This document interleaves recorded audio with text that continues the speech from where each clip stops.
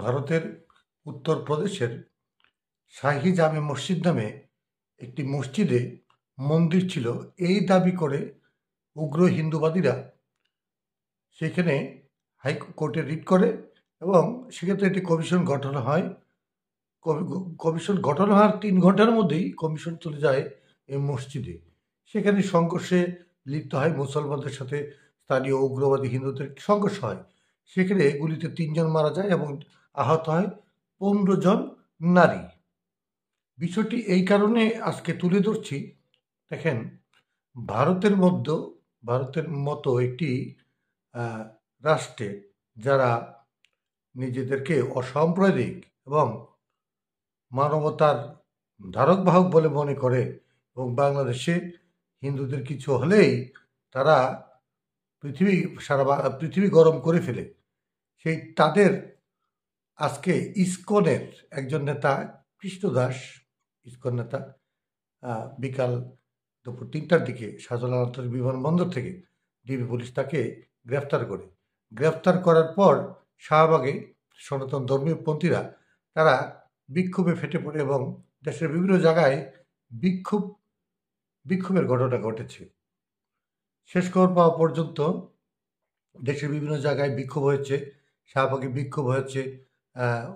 গভীর রাত পর্যন্ত ডিবি অফিসের সামনে সনাতন ধর্মীরা অবস্থান করেছিল এবং তারা ২ ঘন্টার আলটিমেটামও দিয়েছিল তাকে ছেড়ে দেওয়ার জন্য, নাহলে তারা একটি বিশাল কর্মসূচি ঘোষণা করবে।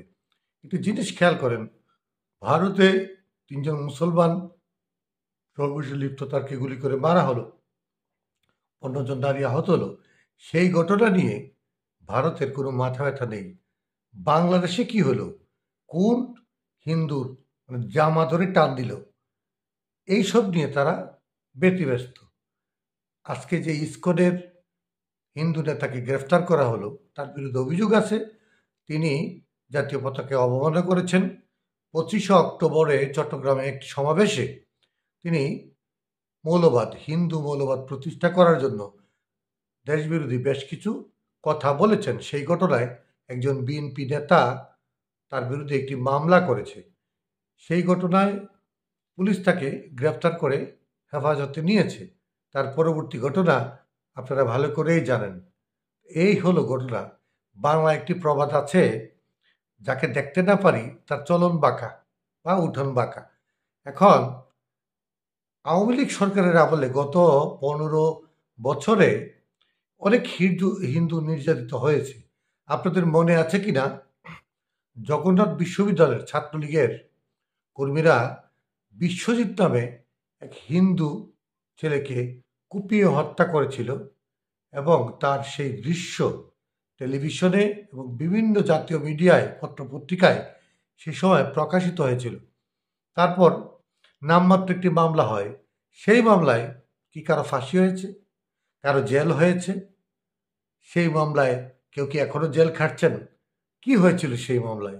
একটু খোঁজ খবর নিলেই জানতে পারবেন যে আওয়ামী লীগ সরকারের আমলে আওয়ামী লীগের এমপিরা, আওয়ামী লীগের সংসদ যেমন হাজী সেলিম এখন যে মার্কেট গুলশাল মহল এটি মার্কেট করেছেন, এটি হিন্দু সম্পত্তি। হিন্দু সম্পত্তি দখল করে তিনি অট্টালিকা মার্কেট গড়ে তুলেছেন। সেখানে ওই হিন্দুরা মামলা করার মতো সাহস পর্যন্ত করেনি। তো এই আওয়ামী লীগ সরকার আমলে যদি হিন্দুদেরকে আপনি মেরেও ফেলেন, তাদের কোনো দোষ নেই। কিন্তু এই আওয়ামী লীগ সরকার ছাড়া অন্য যে কোনো সরকার ক্ষমতায় আসলেই হিন্দুদের, যেমন আরেকজন আছেন শাহরিয়ার কবির, যাকে মুরগি কবির নামে সবাই চিনেন আপনারা, তারা এই হিন্দুত্ববাদ, হিন্দু নিয়ে, সনাতন ধর্মীদেরকে নিয়ে তারা এটি রাজনীতিতে মেতে ওঠেন। তাদের নিশ্চয়ই লাভ আছে। তারা আওয়ামী লীগ ছাড়া অন্য কোনো দলকে সহ্য করতে পারে না। দেখেন, দুর্গাপূজার সময়, আপনি কিছুদিন আগে দুর্গাপূজা কালী পূজা হয়ে গেল, সেই দুর্গাপূজা কালী পূজায় মাদ্রাসার ছাত্ররা সেই মন্দির পাহারা দিয়েছিল। সেই দৃশ্য আপনারা দেখেছেন। মন্দির পাহারা দিয়েছিল এবং সেই পুজোর মধ্যে কোনো ধরনের গণ্ডগোল, বিশৃঙ্খলা, আইনশৃঙ্খলা অবনতি করতে দেয়নি। এমন একটি সময় দুর্গাপূজা কালী পূজা হয়েছিল যখন পুলিশ এই বৈষম্য ছাত্র আন্দোলনে পুলিশের জনবল ভেঙে পড়েছিল।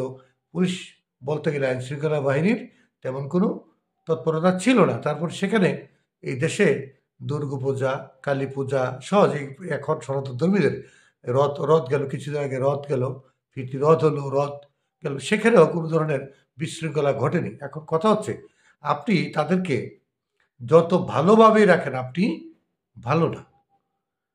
তাদের জন্য ওই এক সরকারই ভালো, সেটি আওয়ামী লীগ সরকার। তারা যাই করুক তাদের জন্য ভালো, আর কেউই তাদের জন্য ভালো না।